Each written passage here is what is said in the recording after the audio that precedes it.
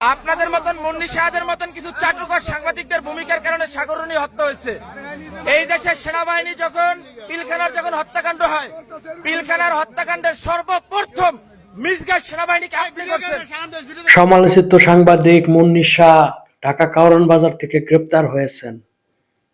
আজ রাতে কারওয়ান বাজার এলাকায় মুন্নি শাহকে দেখে সাধারণ জনগণ তাকে ঘিরে ধরে। পরে যায় সেনাবাহিনী এবং পুলিশ তাকে আটক করে। কোন মামলায় তাকে গ্রেপ্তার করা হয়েছে এখনো কিছু বলেনি প্রশাসন। প্রশাসনের পক্ষ থেকে জানানো হয়েছে তাদের পরে জানানো হবে। মুন্নি শাহ আটকের ভাইরাল ভিডিওতে এক ব্যক্তিকে বলতে শোনা যায় যে মেজর গুলজার ও মেজর শাকিল বা সেনা হত্যাকাণ্ডের সাথে মুন্নি শাহ অনেক জড়িত ছিল।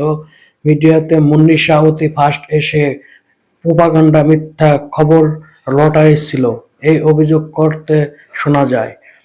আরও বলা হয় যে সাগররণী হত্যাকাণ্ডের সাথে মুন্নি শাহ জড়িত আছে।